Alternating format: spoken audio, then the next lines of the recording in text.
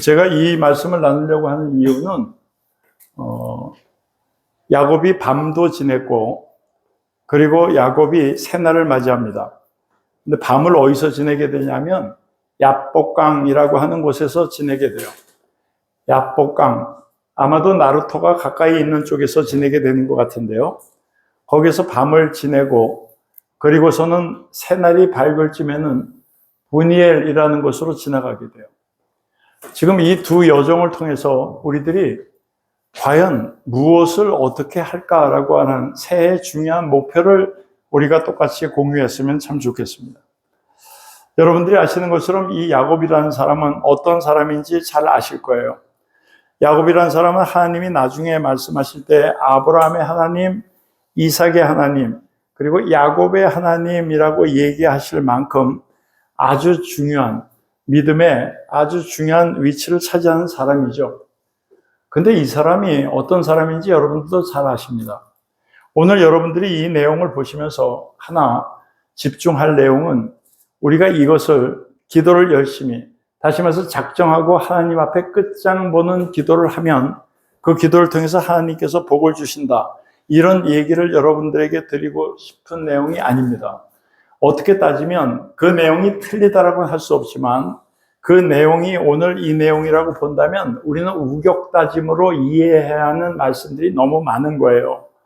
그러면 도대체 하나님이 우리들에게 순조롭게 주시고 있는 이 말씀을 통해서는 뭐를 얘기하고 싶은 걸까? 우리가 처음 읽은 24절도 그렇습니다. 여러분 한번 보시죠.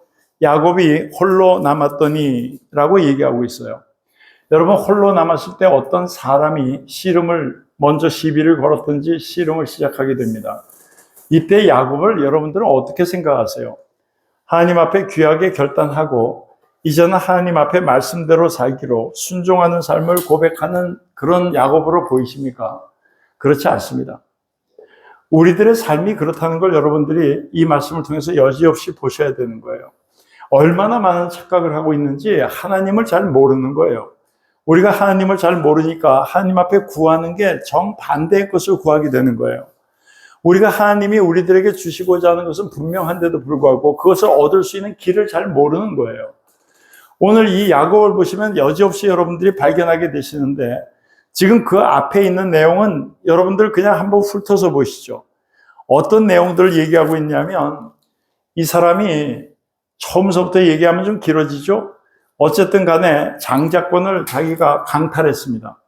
그리고 나서 아버지에게도 자기가 마치 형 에서인 양 속이고서는 아버지의 복을, 기도를 받게 되죠. 그게 들통이 났어요. 그래가지고 에서가 무슨 얘기를 하냐면 이런 얘기를 합니다. 여러분들이 이 내용을 그냥 간과하셨을지 모르겠지만 이렇게 얘기하고 있는 것을 다시 한번 기억하실 필요가 있어요. 우리가 창세기 27장에 보면 이런 얘기를 합니다. 41절에 그의 아버지가 야곱에게 축복한 그 축복으로 말미암아 에서가 야곱을 미워했다 이렇게 얘기해요. 근데 그냥 미워하지만 않았어요. 아버지가 곡할 때가 가까운즉, 다시 말하면 아버지가 죽을 때가 다 가까웠다는 얘기를 하는 거죠. 아버지가 죽을 때가 다 됐으니까 아버지가 죽고 나면 내가 아우 야곱을 죽이리라 이렇게 생각했어요. 죽이리라. 여러분 이런 내용들은 여러분들이 꼭 기억하셔야 될 내용이에요. 그리고 나서 42절에 연이어서 이런 말씀을 전해요. 맏아들 에서의 이 말이 리브가에게 들렸어요. 자기 엄마죠. 리브가에게 들려서 이에 사람을 보내서 작은 아들 야곱을 불러다가 얘기합니다. 네 형 에서가 말이야 너를 죽여서 그 한을 풀려고 지금 그런다 라고 얘기를 해줍니다. 지금 살기예요. 살기. 죽이는 일이에요. 죽이는 일. 그런데 이 내용에 한번 하나만 더 보고 넘어갈게요. 43절에 내 아들아 라고 얘기하면서 야곱에게 얘기하는 거죠. 물론 아들이 둘 다 아들이긴 하지만 특별히 야곱을 더 마음에 품었던 리브가예요. 내 아들아 내 말을 따라서 일어나 하란으로 가라. 거기에 내 오라버니 라반이 있으니까 그 삼촌 집에 좀 도망가 있어. 이렇게 얘기해요. 그러면서 44절 보세요. 너 형 에서의 분노가 풀리기까지 몇 날 동안 정도는 그 삼촌과 함께 거주했으면 좋겠다. 여러분, 사람의 인생이라는 게 여러분들 뜻대로 돼요. 이 리브가라는 엄마는 자기 아들들의 성향을 속속들이 알고 있어요. 에서가 성깔이 어떤 친구인지도 알고 있는 거예요. 그랬는데 이 에서가 지금 성질내는 걸로 봐서는 그냥 몇 날 정도만 네가 눈앞에서 사라져 있으면 또 풀릴 거야, 쟤는. 이라고 하는 계산을 한 거예요. 여러분, 엄마가 자식을 아는 것, 그것만큼 아는 사람이 어디 있어요, 세상에. 근데 엄마가 봤을 때 몇 날이면 족하다고 생각한 거예요. 근데 이 몇 날이 몇 년이 됐죠? 20년이 된 거예요, 20년. 갔는데 여러분들 아시는 것처럼 자기가 부인을 얻기 위해서요. 라헬을 얻기 위해서 7년, 그랬는데 속아서 7년이죠? 그래서 제대로 얻기 위해서 7년, 14년이에요. 그래서 14년 후에는 자기가 이제 돌아가서 자식들을 갖다가 빌하니 이런 종들을 통해서도, 여종들을 통해서 자식을 낳고 보니까 12명이나 된 거죠? 이렇게 낳은 자식을 먹여 살리기 위해서 재산을 만들어야겠다고 노력한 게 6년이에요. 그래서 20년 동안을 자기 부인과 재산을 만드는 일에 올인합니다. 올인. 그리고선 마침내 부자가 됐어요. 큰 재산을 만들었어요. 그리고선 돌아오는 길이에요. 그런데요, 여기에 돌아오는 길을 또 한번 점검하면서 말씀을 드리고 오늘 말씀으로 계속 들어갈게요. 여기에 보면은 뭐라고 얘기하고 있냐면 28절입니다. 28장입니다. 죄송합니다. 창세기 28장에 이렇게 얘기하는 걸 여러분들이 기억하셔야 돼요. 도망가는 길이었어요. 그랬는데 10절에 야곱이 부엘세바, 자기 고향이죠. 거기에서 떠나서 하란 삼촌 집으로 가고 있었는데요. 가다가 보니까 해가 졌어요. 그래서 그 해가 진 곳에서 돌로 베개를 삼아서 잤습니다. 그런데 그 자는 동안에 꿈을 꿨어요. 꿈을 꿨는데 사닥다리가 위에서 있고 꼭대기가 하늘에 닿았어요. 그리고 그 사닥다리 위로 하나님의 사자들이 오르락내리락 하는 것을 봤어요. 그랬는데 말이에요. 13절에 이런 일이 벌어져요. 그걸 보니까 여호와께서 그 위에 서서, 사다리 위에 서서요. 그 하늘이 다 있는 그 위에 서서 누구에게요? 야곱에게 얘기하시는 거예요. 그 중간에 이 하나님의 사자들이 오르락내리락 하고 있는 상황에서 야곱에게 직접 얘기하셨습니다. 사자들을 시키지 않았어요. 뭐라고 얘기하셨냐면, 나는 여호와다. 너의 조부 할아버지죠? 너의 할아버지 아브라함의 하나님이고 네 아버지 이삭의 하나님이다. 이렇게 얘기하셨어요. 이렇게 얘기하시면서 한마디를 뭐라고 하셨냐면, 내가 누워있는 땅, 지금 잠자느라고 누워있는 베델 되는 땅이죠. 그 누워있는 땅을 내가 너와 내 자손에게 주겠다. 그래서 내 자손들이 땅의 티끌, 먼지처럼 그렇게 많이 만들어 줄게 라고 얘기하신 거예요. 이 얘기를 누가 들었다고요? 야곱이 들었다고요. 여러분, 하나님께서 말씀하시는 말씀을 여러분들이 들어요? 들어요. 하나님이 도대체 누구에게 하시는 말씀인지 분별도 없이 그냥 들어요. 그리고 하나님의 말씀이 내 삶 가운데 이루어지는 것으로 아멘하고 그냥 끝이에요. 그리고 아멘 했으니 이제 이루어질 줄 그냥 믿는 거예요. 과연 그럴까? 전혀 그렇지 않죠? 한번 보겠습니다. 오늘 말씀으로 가서 한번 보세요.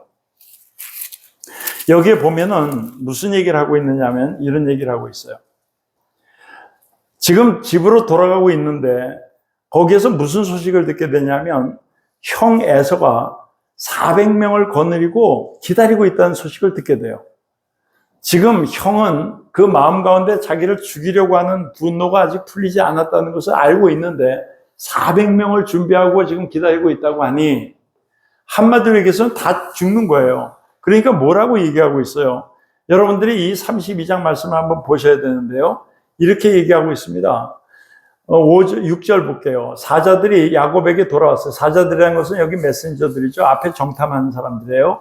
야곱에게 돌아와서는요. 아이고 주인님, 주인의 형님이 말이에요. 에서라는 분이 400명을 거느리고 주인을 만나려고 지금 오고 있습니다. 이렇게 얘기합니다. 그랬더니 그 다음에 말씀해요. 7절에 야곱이 심히 두렵고 답답하여 라고 얘기합니다. 그러면서 한 일이 자기가 갖고 있는 동행자, 같이 식솔들이죠. 그리고 양과 소 같은 가축들을 두 떼로 나눴다고 얘기했어요. 두 떼로. 그렇게 하고선 자기 나름대로는 뭘 해요? 통밥이 있는 거죠. 아, 이렇게 하면 되겠다라는 생각을 하고 있는 거예요. 아주 즉각적인 반응이에요. 여러분, 이 야곱이라는 자는 이름이 원래 그렇잖아요. 이것을 어떻게 해결해 나가는 데는 정말 능숙한 자 같아요. 아버지를 어떻게 속이고 장자 형한테 어떻게 해서 그걸 뺏어가겠다는 것도 아주 능숙하게 플래닝을 하는 기가 막힌 사람이에요. 오죽하면 어린 시절에 핏덩어릴 때 형이 먼저 나올 때 형의 발 뒤꿈치를 잡았겠냐고요. 여러분, 이 사람은 속성이 그런 사람이에요. 그런데 이 야곱의 자리에다가 뭘 놓고 생각하셔야 돼요? 우리를 놓고 생각하셔야 되는 거예요. 그래야지 살 길이 열려요. 여러분, 하나님은 지금 이들을 통해서 살 길을 보여주고 계신데 그 자리에 우리가 서야지 살 길을 보게 되는 거예요. 그래서 이 사람은 이렇게 기도를 하게 됩니다. 야곱이 9절에 얘기하는 거 보면 내 조부 아브라함의 하나님, 내 아버지 이삭의 하나님께서, 그게 기도하는 내용이죠. 주께서 전에 내게 얘기하셨잖아요. 나를 다시 고향으로 돌아오는 은혜를 베풀어 주겠다고요. 그렇게 얘기해요. 그 다음에 11절에요. 그래서 내가 주님께 간구합니다. 내 형의 손에서, 에서의 손에서 나를 건져내 주세요.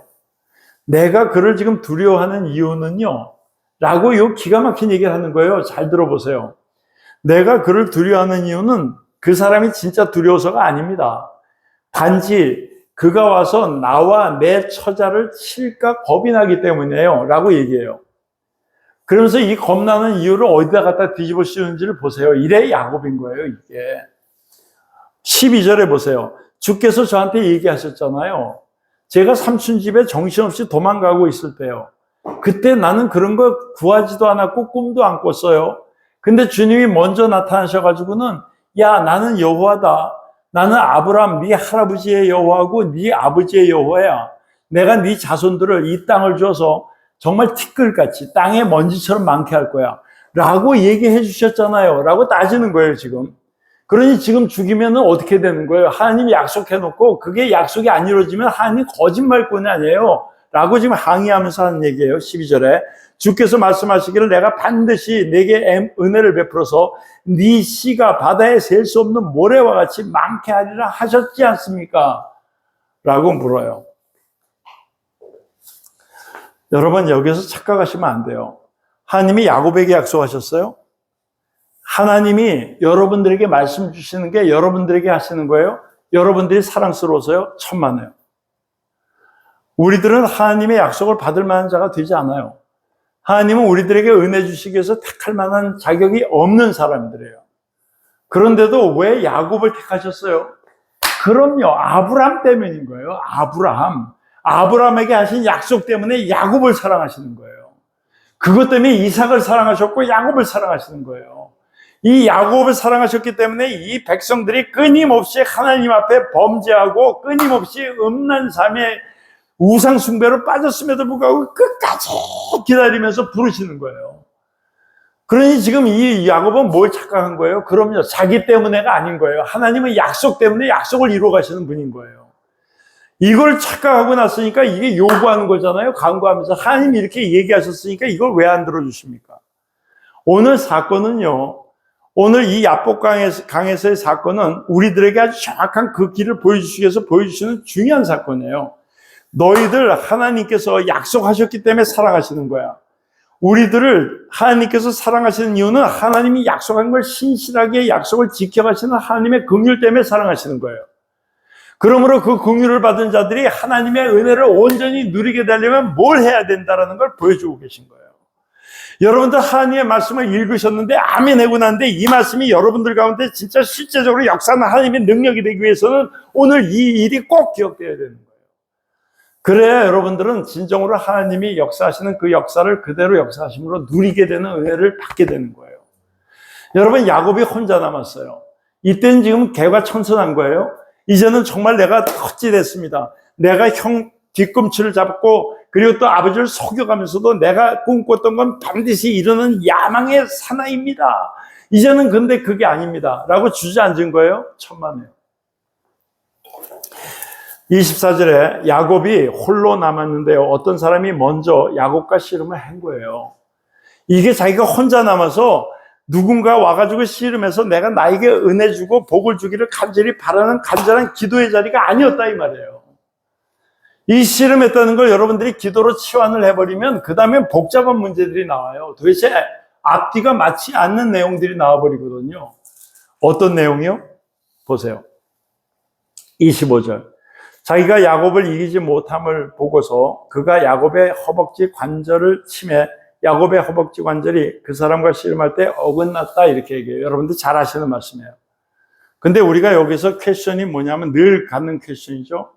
도대체 어떻게 하나님이 야곱 따위를 갖다가 감당할 수 없고 질 것 같다라고 생각했을까? 하나님이 우리들에게 어떻게 질 수가 있는 것일까? 그런 하나님을 우리는 어떻게 믿을 수 있는 것인가? 라고 하는 문제예요. 근데 이거야말로 정말 여러분들이 꼭 기억하셔야 될 거예요. 홀로 남아서 지금 뭘 생각하고 있어요? 그럼요, 이런 생각을 하고 있었던 거예요. 20절, 그 위에 있는 말씀 보세요. 이렇게 때를 나눠가지고 보냈다가 형이 성질이 나가지고 죽이려고 했지만 그 앞에 오는 짐승들을 보고 야, 이것들 정말 이 돈값어치가 꽤 되는 양들이고 낙타인데? 라고 하는 생각이 들면 야곱이 말하기를 내가 내 앞에 보내는 예물로 형의 감정이 아이고 이거 비싼 건데 이거나 먹고선 용서해 줄까? 라고 해서 형이 혹시 나를 받아주고 용서할 줄 알고 하는 짓들이에요. 지금 이게 어림도 없는 짓이에요. 여러분. 여러분들이 신앙 안에서 2023년을 정말 새 아침이 이제 밝아옵니다. 그야말로 브니엘에서 오는 그 새 아침, 그 날 가운데서 여러분들이 지나가서 복된 삶을 살아내는 삶으로 변화되는 오늘 이 시점이에요. 이 자리에서 여러분들이 기억하셔야 될 것. 그게 바로 여기에 계속 얘기하고 있는 부분이에요. 이 야곱은 절대로 변하지 않았어요. 혼자 남아가지고 먼저 때를 보서 먼저 칼에 죽으면 먼저 튈 생각을 했을 거예요. 차라리. 어떤 분들은 성경에서 그렇게 해석하는 분들이 있어요.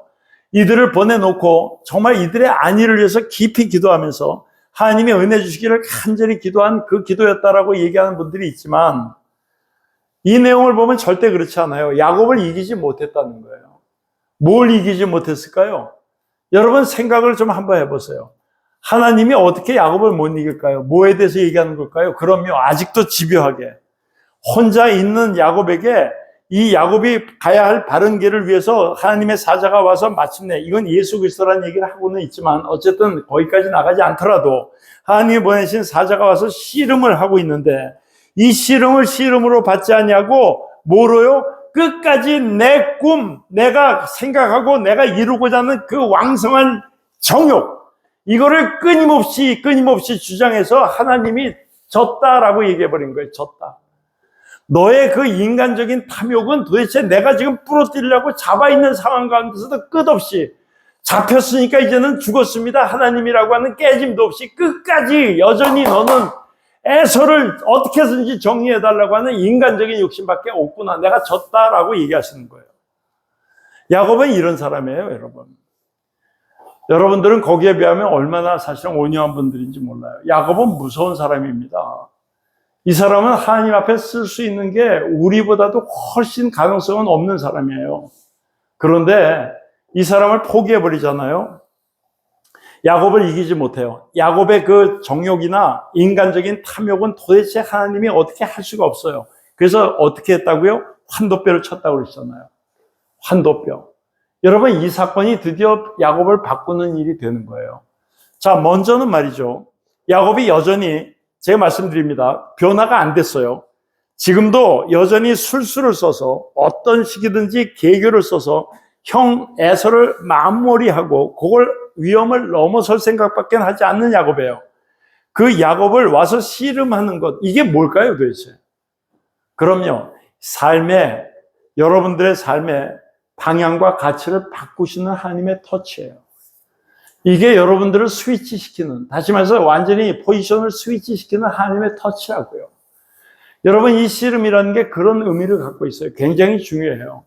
마침내는 그 씨름을 했음에도 불구하고 우리들의 방향을 바꾸기 위해서 하나님이 잡으셨음에도 불구하고 삿발을 잡으셨음에도 불구하고 끝까지 이 야곱이 버티고 주장하고 원하는 것은 계속 인간적인 자기의 욕심이고 자기의 목표였어요. 그러자 마침내 그것을 부러뜨리기 위해서 인간의 탐욕을 부러뜨리기 위해서 욕망을 부러뜨리기 위해서 환도뼈를 치시죠. 환도뼈를 친 일이 과연 그런 일인가? 내용을 한번 보겠습니다. 환도뼈를 치자 그 다음에는 그 사람의 관심이 바뀌었어요. 여러분 이게 얼마나 중요하냐면요. 내가 지금 홀로 남아있으면서도 누구 생각해요? 에서 생각하고 내가 혼자 있으면서 먼저 레아 그 다음에 라헬 이것도 순서에 따라서 먼저 죽을 거 먼저 보내고 뒤에 다 그 술수를 쓰고선 뒤에서 조종하는 생각을 했던 그가 마침내 환도뼈가 어그러지니까 뭘 생각하게 돼요? 자기. 굉장히 중요한 거예요. 여러분들은 건강이 중요하다고 생각하세요? 아파보세요. 정말 우리들은 아무 생각 없이 사는 것 같아요. 아파보세요. 여러분들은 영원히 살 것 같으세요? 의사 선생님 앞에서 6개월 남았습니다 소리 한번 들어보셔야 돼요. 여러분 그쯤 되면 그냥 직방으로 우리의 삶이라는 게 얼마나 허무하고 짧다는 것을 여러분들이 그때 느끼세요. 여러분들이 몸이 건강한 것, 내가 몸이 불편한 것, 아파봐야 내 몸이 소중한 걸 아시는 거예요. 그 자식이 그냥 떠나봐야, 그리고 또 그 사람이 떠나봐야 그 사람이 소중했던 걸 그때 알아요. 이 야곱은 드디어 계속해서 사람들만 보면 사람들을 어떻게 이용할 것인가에 집요했던 야코프가 드디어는 자기를 보게 된 거예요. 자기를. 환도뼈를 맞으면서요. 아파 죽겠는 거예요. 다른 걸 생각할 겨를이 없어요. 내 이 고통이에요. 그렇게 방향을 자기에게 향하게 한 다음엔 그 자기에게 향한 그 야코프의 본질적인 그 사람의 속성을 바꾸시는 일을 하시는 거예요. 그게 정체성을 바꾸시는 일인데 이렇게 얘기하시잖아요. 26절에 날이 새려고 해요. 그래서 나로 가게 하라 이렇게 얘기합니다. 이건 지금 무슨 얘기냐면 하나님이라는 얘기예요. 왜냐하면 하나님을 보고서 살 자가 없기 때문에요. 여러분들이 잘 아세요. 모세를 통해서도 계속 얘기하시는 거예요. 하나님의 영광을 직접 볼 수 없어요. 하나님을 대면했다간 죽는 거예요. 그래서 하나님이 이 야곱에 대해서 내가 하나님임을 드러내기 위해서 지금 아직 해가 동이 트기 전에 빨리 피하려고 그래요. 제대로 보기 전에. 캄캄한데 지금 붙들고선 씨름했던 거거든요. 그런데 야곱이 이렇게 얘기합니다. 당신이 내게 축복하지 않으면 못 가게 합니다라고 붙들어요. 여러분 이게 얼마나 큰 변화인지 아세요? 지금까지 뭘 붙들었어요? 그럼요. 나를 붙드는 게 아니에요. 하나님을 붙드는 게 아니에요. 자기 형을 붙들어서 주저앉혀야 되고 자기 삼촌 라반을 붙들어서 주저앉혀야 되고 자기 라반 삼촌을 붙들어서 거기에서 제사를 만들어내야 되고 끊임없이 사람들을 라코프하는 집요한 자였다 이 말이에요. 근데 지금은 이걸 얻어맞고 나서 방향이 바뀌면서 뭘 붙들어요? 하나님을 붙드는 거예요. 떠나지 못하도록 붙드는 거예요. 여러분 이 삶이 우리 가운데 이루어져야 돼요. 2023년은 진심으로 여러분들이 하나님의 은혜를 받았거나 할렐루야 하고 나서는 눈이 자기에게 돌아오질 않고 계속해서 그 은혜로 말미암아 무엇을 얻을까라고 하는 횡재 신앙으로 여러분들이 산다면 여러분들은 여전히 그냥 야곱이고 여러분들은 평생에 이스라엘 될 가능성이 전혀 없는 것이고 하나님이 여러분들에게 약속하신 것은 아브라함에 약속하신 이삭에게 약속하신 약속을 위함인데 그 약속조차도 여러분들에겐 해당되지 않는 약속이 될 가능성이 커지는 거예요. 여러분 우리들은 반드시 아브라함의 하나님, 이삭의 하나님 그리고 야곱의 하나님으로 머리를 들이밀어야 되는 거예요. 그래야 마침내 하나님의 말씀들이 우리 삶에 이루어지기 시작하는 거예요. 그래서 묻습니다. 뭐라고 묻습니까? 27절. 그 사람이 그에게 얘기하면 네 이름이 뭐냐라고 얘기했더니 야곱입니다라고 얘기하면서 어떻게 얘기했을까요? 이 야곱 뜻이 야코프라는 뜻이 붙잡다잖아요. 붙잡다. 아니 이건 더 정확하게 얘기하면 사기꾼이라는 설명도 하고 있지만 어쨌든 간에 올가매는 사람입니다. 올가매는 사람.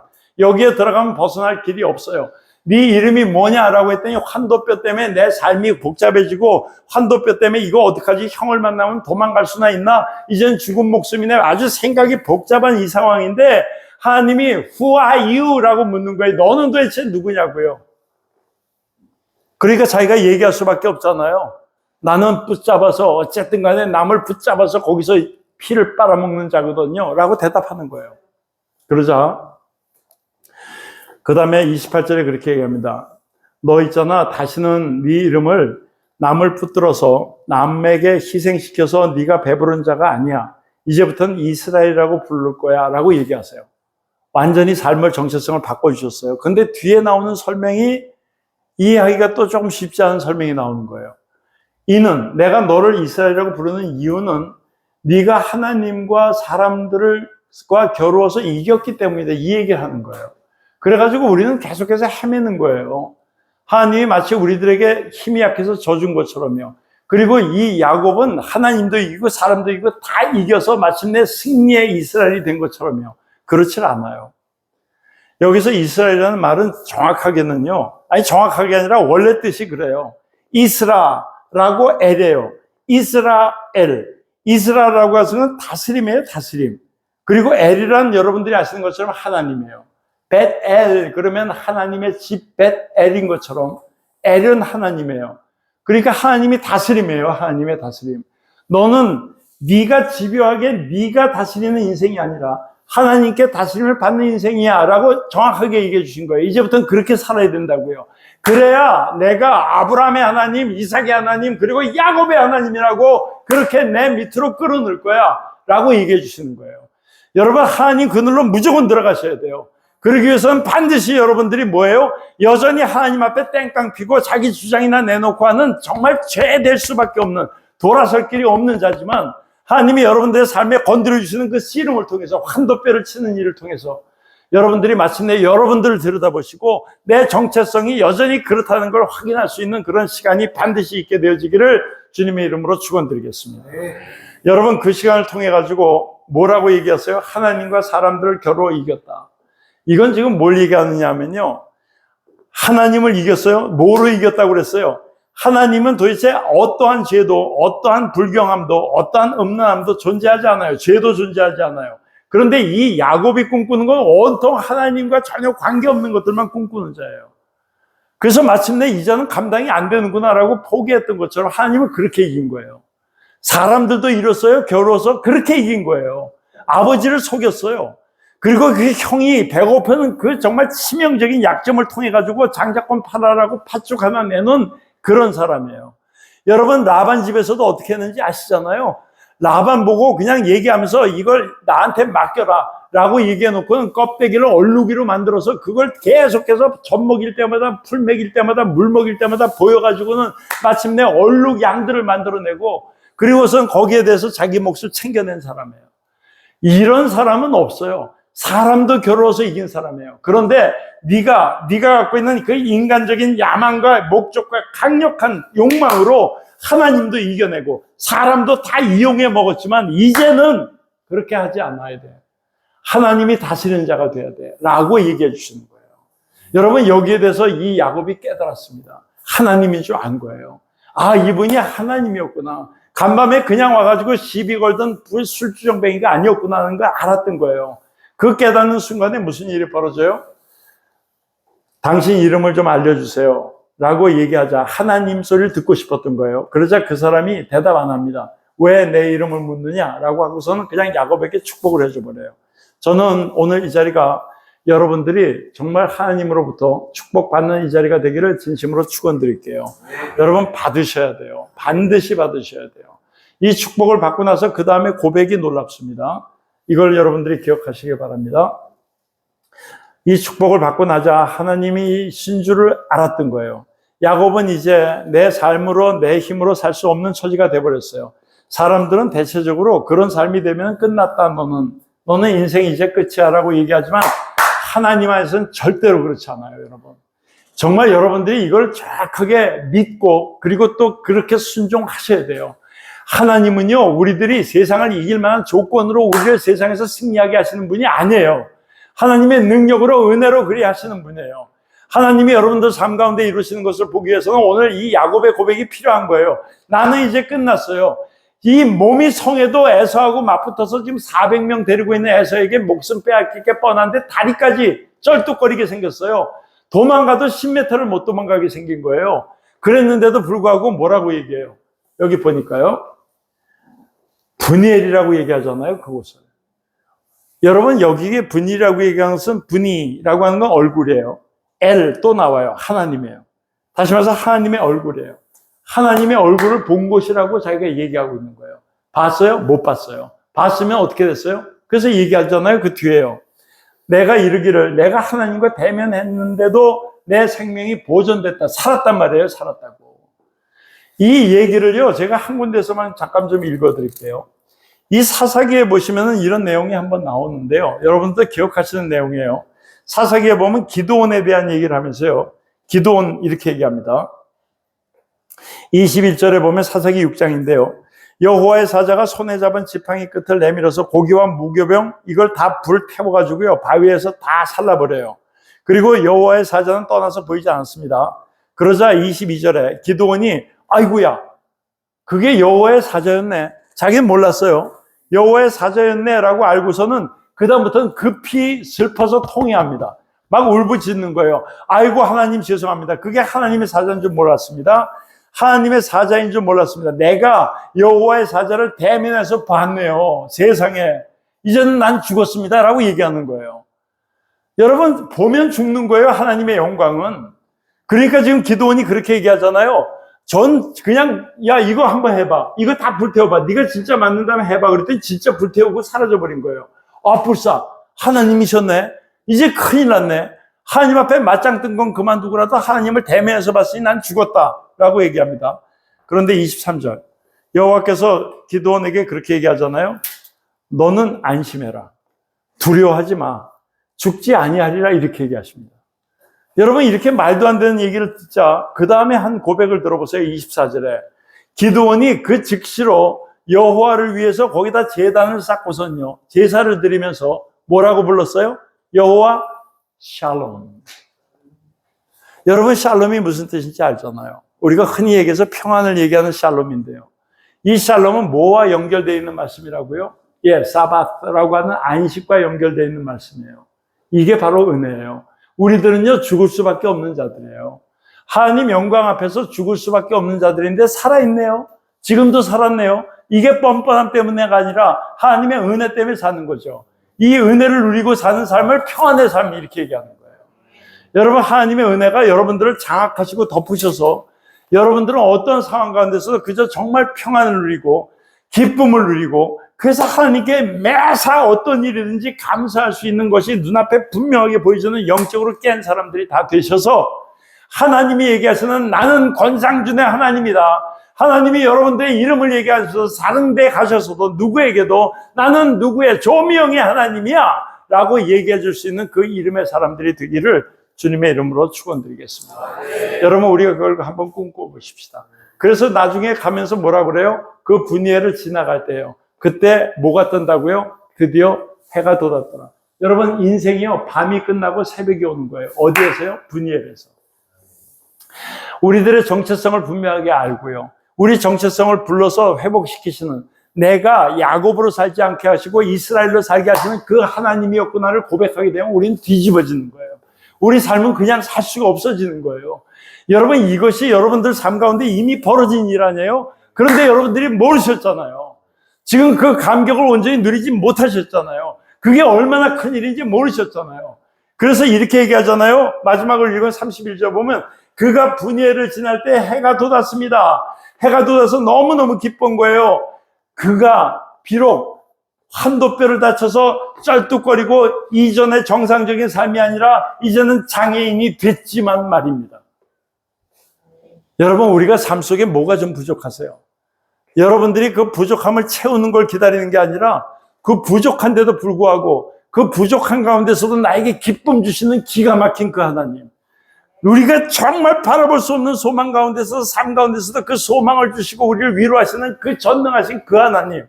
그 하나님께 감격하는 일. 이게 진짜 신앙이라고 말씀하는 거예요. 여러분들이 기껏 신앙 가지고 살림살이가 좀 나아지는 거예요? 여러분들이 신앙 가지고 좀 재정적으로 넉넉해지는 거예요? 여러분들이 신앙 가지고 세상에서 성공하는 거예요? 그거는 하나님 앞에서 개뿔이라고 얘기하잖아요. 개뿔. 지금 야곱이 다 갖고 있는 재산 그걸 갖다 형에게 다 털어막아도 살 길이 없는 거예요. 그런데 하나님의 은혜 주시면 어떤 일이 벌어져요? 이것만 하나 읽고 말씀을 마칠게요.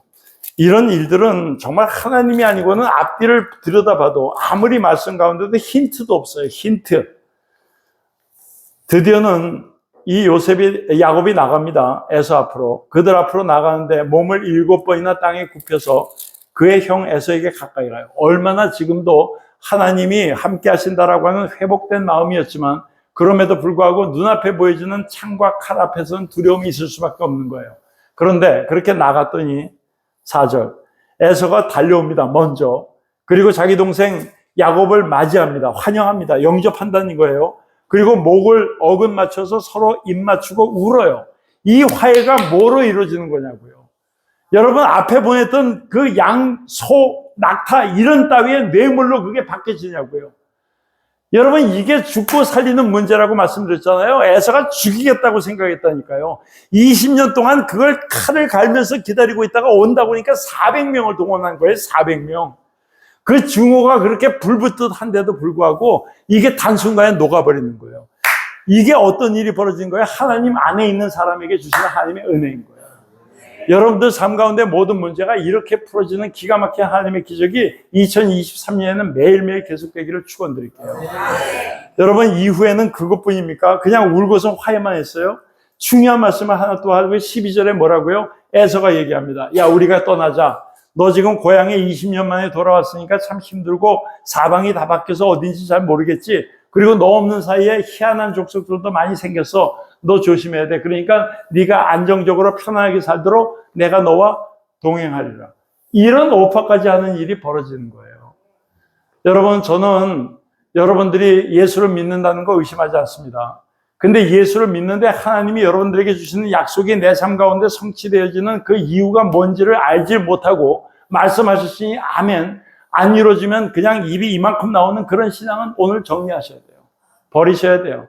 그리고선 오직 나를 들여다보고요. 내가 무엇인가를 먼저 보게 하시고 그리고 마침내 하나님의 능력으로 내가 그걸 감당할 수 있는 이스라엘을 세우시는, 이제는 야곱의 삶을 청산하시고 이스라엘의 삶을 시작하시는 복된 저와 여러분들 되시기를 축원드리겠습니다. 2023년 그 삶을 위해서 한 해가 열립니다. 이제 조금 있으면 밝은 새벽이 올 것입니다. 여러분들은 그 새벽을 그냥 이전의 새벽이 아니라 이제는 분이엘이라고 하는 것으로 그냥 지나가는, 그러면서 맞이하는 그 깜깜해서 아무것도 기대할 수 없고 절망 가운데 두려울 수밖에 없었던, 떨고 있었던 그 야복, 그 땅에서의 밤은 지나가고 마침내 부에닐, 여러분들을 사랑하시는 하나님의 그 분이엘의 새 새벽이 여러분들 삶 가운데 환하게 밝아오게 될 줄로 믿습니다. 아멘. 기도